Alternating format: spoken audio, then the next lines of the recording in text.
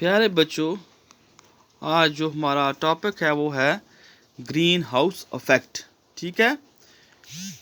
You know that the sun rays warm the earth surface. आप जानते हो जो हमारी सन रेज होती हैं वो ज़मीन सरफेस को क्या करती हैं, वार्म करती हैं, गर्म करती हैं। As part of the radiation that fall on the earth is observed, यानी जो रेडिएशन ज़मीन पे आती हैं कुछ ऑब्जर्व हो जाती हैं। And a part is reflected back to into space, कुछ रिफ्लेक्ट होकर वापस चली जाती है स्पेस में। A part of the reflected radiation is trapped by the atmosphere. जो रिफ्लेक्टेड रेडिएशन होती हैं उनमें से भी कुछ को कहाँ पे ट्रैप की जाती हैं, एटमॉस्फेयर में ट्रैप हो जाती हैं। The trapper radiation further warm the अर्थ, और वही जो ट्रैपर रेडिएशन होती हैं वो फर्दर क्या करती हैं, ज़मीन को गर्म करती हैं। If you have seen A green house in A nursery, आपने देखा होगा नर्सरी में जैसे ग्रीन हाउस हम बनाते हैं। रिकॉल दैट सन हीट को अलाउड किया जाता है to get but not allowed to go out. अंदर तो जा सकती है सन हीट, लेकिन वो वापस बाहर नहीं अलाउड की जाती। The trapped heat warm the green house, वो जो ट्रैपर्ड हीट होती है वो उसको वार्म करती है। Trapping of radiation by the earth atmosphere is similar, that is why it is called the green house effect.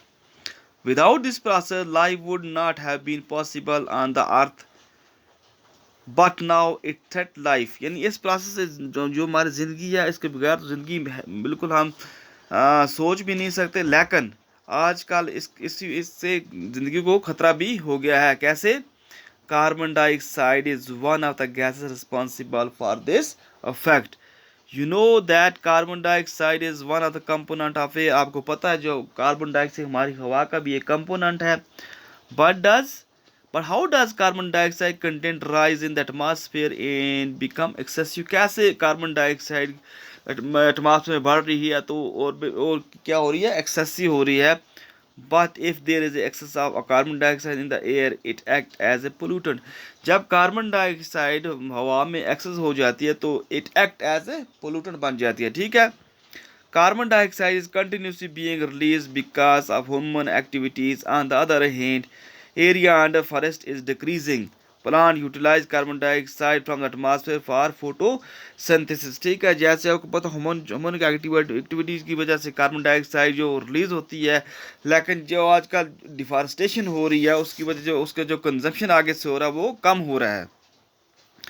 Therefore, decreasing the amount of carbon dioxide in the air. Deforestation lead to increase in the amount of carbon dioxide in the air because the number of trees which consume carbon dioxide is reduce.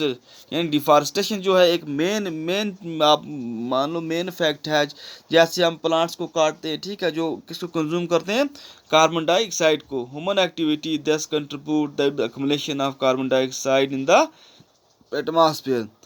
Carbon dioxide trap heat and does not allow to escape into space.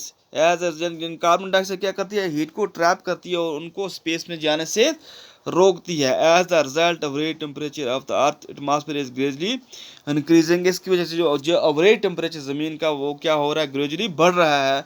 This is called global warming. इसको क्या आप कहते हैं, global warming. Global warming mean rise in earth temperature. Other gases like, कुछ और gases भी हैं जैसे मीथेन है, nitrous oxide in water vapour also contribute towards this effect. यानी वो भी कंट्रीब्यूट कर रही हैं इस किस में, ग्लोबल वार्मिंग में। Like carbon dioxide they are also called green house gas. इन सबको क्या बोलते हैं, ग्रीन हाउस गैस। तो आज हमने पढ़ा ग्रीन हाउस इफेक्ट, कल हम इसको आगे कंटिन्यू करेंगे। ओके जी।